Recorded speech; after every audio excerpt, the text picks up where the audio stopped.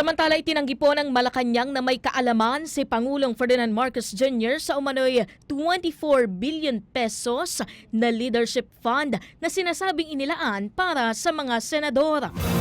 Ayon kay Palace Press Officer Undersecretary Claire Castro, kung alam ng Pangulo ang naturang pondo, hindi niya umano ito papayagan at hindi ito mangyayari.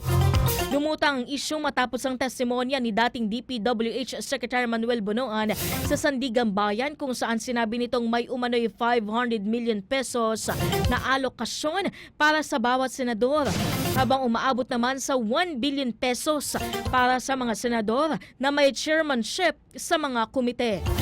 Ilang senador na ang tumanggi sa mga paratang. Samantala, sinabi ng Malacanang na hindi na magpapatupad ng hiwalay na internal investigation ang Pangulo dahil Sandigan Bayan na ang bahala sa usapin. Iginiit din ng DPWH sa walang leadership fund sa panukalang 2027 national budget at ang mga proyekto ay nakabatay sa pangangailangan ng mga lokal at regional na pamahalaan.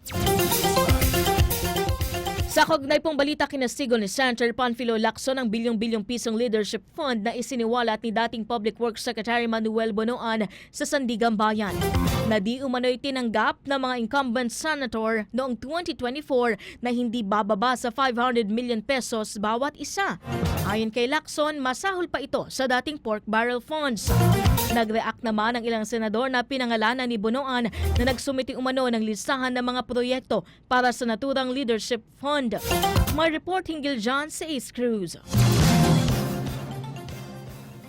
Sa halip na pork barrel, worse pa. Ito ang tingin ni Senator Panfilo Lacson sa leadership fund mula sa pambansang pondo na binuuan niya noong 2024 ni na dating DPWH Secretary Manuel Bonoan at ang nasawing si dating DPWH Undersecretary Catalina Cabral. Bagamat hindi ito illegal, It could open the floodgates sa abuse, sa corruption. Why? Kaya nga umaabot na ng meron tayong narinig na 11 billion, merong 8 billion, merong 6 billion, merong 4 billion. We never heard that before. Ano?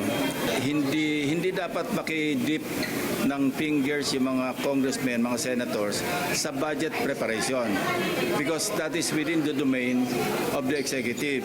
sinabi ni Bonoan ang tumestigo sa Sandigan Bayan nitong Miyerkules, August 12 na lahat ng senador noong 2024 ay tumanggap ng leadership fund na hindi bababa sa 500 million pesos bawat isa sa panahon ng Senate President noon na si Juan Miguel Zubiri.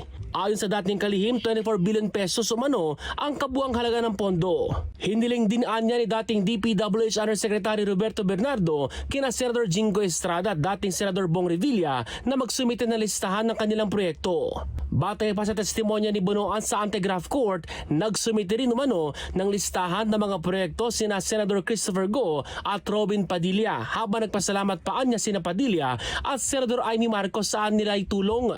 Una na itong pinabulaanan ni Zubiri at ilang pang mga pinangalanang senador.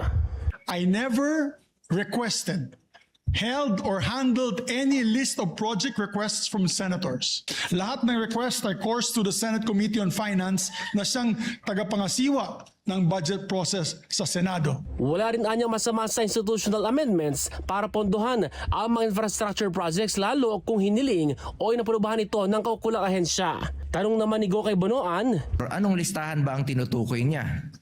Dahil sigurado po ako na wala naman tayong ipinasang listahan kay Yusek Bernardo. Siya ang akusado. It would be best that he focuses his defense on proving his innocence rather than dragging our work as legislators into their mess. Sana lang po sa susunod pag kami nagsulat ng ganyan, ituloy-tuloy nyo naman kasi nabanggit kami pero hindi nabanggit na FLR yon for later release. si Senador Marcos naman sinabing wala siyang alam sa sinasabi ng dating Public Works Secretary. Pagsisiguro naman ni Senate Finance Committee Chairperson Senador J.V. Ejercito, hindi na tayo papayag this early, sabi ko nga, hindi ko na papayagan ang last minute insertions, lalong-lalo na sa BICAM. No more amendments or insertions during BICAM.